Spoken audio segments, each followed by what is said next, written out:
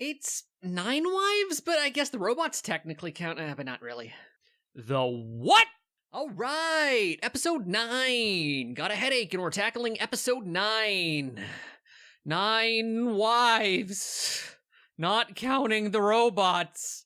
The premise of this episode is that Toya is going to Yai's hometown in search for some ruins of MacGuffin importance. I think they were important for something involving the crystal monsters, but honestly, who cares? Anyways, they get sidetracked when Yai's hometown is in trouble. When they're in the town, they make jokes about how the place is pretty much just Japan, and you got to hand it to this story. They found a way to introduce details that make this fantasy land less magical and more familiar. This is anti-world building. This isn't like Lessons in Naughtiness, where they introduce elements, these anachronistic elements of, real world in order to introduce specific types of tropes, or to evoke certain emotions, or create certain types of scenes, or use it for comedy. This is just using elements of the real world that are more familiar to the audience, since the main audience is Japan, than the interesting fantasy stuff it could otherwise be showing them. It is mind-bending why they included this. Anyways, Yai's brother is in a citadel being besieged by zombie samurai. We'll get to the zombie stuff later. For now, just accept it. And Toya jumps in through the gate spell to help. There was a moment where Yai's brother receives the information that Toya is Yai's friend. I was anticipating a joke where the brother would, upon seeing Yai made a male friend, start swinging his sword at Toya in a kind of shotgun brother style joke, but no such thing happened, which is fine. You don't need to use that joke, and honestly, the joke wouldn't have even been good, but it would have been... Wait, does this story have jokes?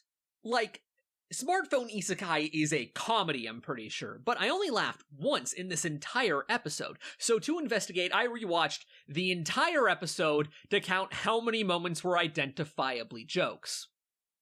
I am going to need to ask you to join my Patreon for that. Okay, so after all of my scavenging, I found a total of 21 different things that could be counted as jokes. Things where it felt like the audience was meant to laugh at the moment. Of these, I found one of them funny. That's not good! And what makes it worse is that I only found it funny because of Jesse Grelly's delivery of it in the dub. How'd you get in? Magic! Please don't stab me, I'm on your side. Smartphone Isekai is meant to be light-hearted and low rent, so comedy bits are a pretty understandable inclusion, but it's clear the author just doesn't have the chops for it. When someone mentions that the leader of Yai's village has the same name as a famous Japanese shogun, to which Toya's internal commentary points out how this is just like Japanese history, it is delivered like a joke. It is clearly meant to make you chuckle, but there is no wit to it. It's more a recitation of a joke's premise than an actual delivery of a joke. No care is given to timing or misdirection. A local village has been taken over by an evil necromancer who has raised undead samurai to besiege Yai's hometown. The intel on who was behind it is given to us by this poor soul, Tsubaki. Toya cannot teleport in due to a magical barrier, so he has to work with Lean to sneak into the enemy fortress with an invisibility spell. But before things get started, Lean has other plans. I'm not going to show this footage because I wish for monetization, but Lean takes it upon herself to, for 35 straight seconds of this show's actual runtime, fondle the melons of poor Tsubaki under the cloak of invisibility, loudly proclaiming that it is the invisible Toya performing this horrible assault. It is ridiculously egregious and difficult to sit through. Any eroticism that could have arisen from her eye candy character design instantly evaporating from the overpowering cringe of the terrible humor and entirely out-of-pocket framing of SA as some sort of playfully erotic escapade. Also, Lane is 800 years old.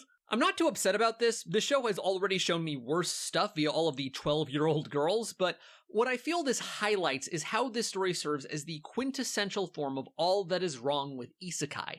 It feels that whenever there is some sort of trope or tendency of this genre, which smartphone isekai exemplifies, it finds the worst way to do it.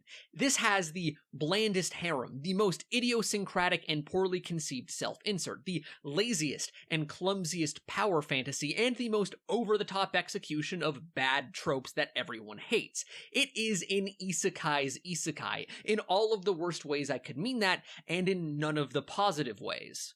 There is a part of me that feels like this is cynical production line schlop, but considering how early into the trend it was, I cannot shake the feeling that this was less of a trend follower and more of a trend setter. It is a true innovator in making me develop ulcers. As one can expect, Toya deals with all of the zombies with incredible ease, eliminating armies of them with single moves. All this leaves us with is a terrible confrontation with the bad guy. Now, the story here has presented us with some situations that Toya can't solve without being inventive. How he couldn't teleport, for example. However, none of this was actually part of the climax. So, during the climax, the enemy has nothing to throw at us that even resembles a threat. His main plan is to throw out a zombie which was made with a body of the old leader of this village, so all of the side characters Toya is helping out won't be able to raise their weapons due to their emotions. But we know that won't stop Toya, and it doesn't. Him just shooting the guy is meant to be this subversive joke, but it didn't subvert a single expectation, nor was it done with any wit or good timing. All that is left for this scene to be is a comedy scene, and it is a bad one. The man declares that he is immortal as long as he still has his magic gem. What comedic subversion do you guys think is going to happen? Toya uses null magic to steal the magic gem. The fact that magic can come from artifacts, and not just null magic which Toya could copy, is good. I think it offers opportunities to force Toya to grow and be clever, but he didn't need to here. I have a lot of doubt on if the author is really going to use the lore of this story to challenge Toya, because, when has that ever been a priority? Episode 3? Maybe, if you stretch it? What's truly shocking to me is the degree to which Yai was completely uninvolved. With this being her hometown, you'd think that she'd be, involved, that she'd at least get a hit in on someone. But no, she's completely irrelevant. Which makes you ask why we're even here. Most stories up until now served a purpose in some broad capacity. Episode 1 introduced everything. Episode 2 got him in good standing with nobility. Episode 3 introduced the crystal monsters. Episode 4 had him in good standing with the king and introduced Yumina. Episode 5 tried to build up key character dynamics between Toya and the rest of the gang. Episode 6 gave him his mansion and introduced the maids. And 6 and 7 had, that whole story arc that involved going to Mizmead, and that was sort of this self-contained filler arc, but it did pertain to the world's politics. But episode 9, it's just nothing. It seems like it should be a character study, but no character is studied. Even episode 8, which was basically nothing but filler, at least introduced the plot thread we are now currently chasing. This is a complete detour.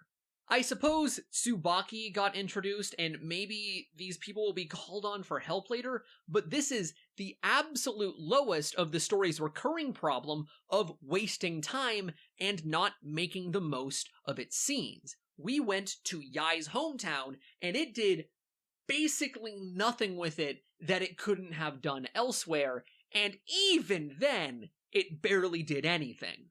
Yai should be involved somehow. She should grow closer to Toya or develop in some way. This was the perfect time, but all the author could think of was having Lean assault the new ninja chick and a terrible comedy bit with a poorly conceived antagonist. This sucks. If you like what I do here, then like and leave a comment to help with the algorithm. It's really important, and as always, make sure you subscribe with notifications on. You can always change your mind later if you hate my videos, and it does a ton to help the channel, as does joining my Patreon, which is linked in the description. The first tier grants you updates on this channel and video previews of some upcoming videos, as well as a written shout out in the credits. And my tier 2 patrons not only see these a day early, but they get shouted out verbally in the credits. So, as always, thank you to my patrons, especially Bellman, Carolyn Vig, and Love Your Content. Thanks for always being there for me.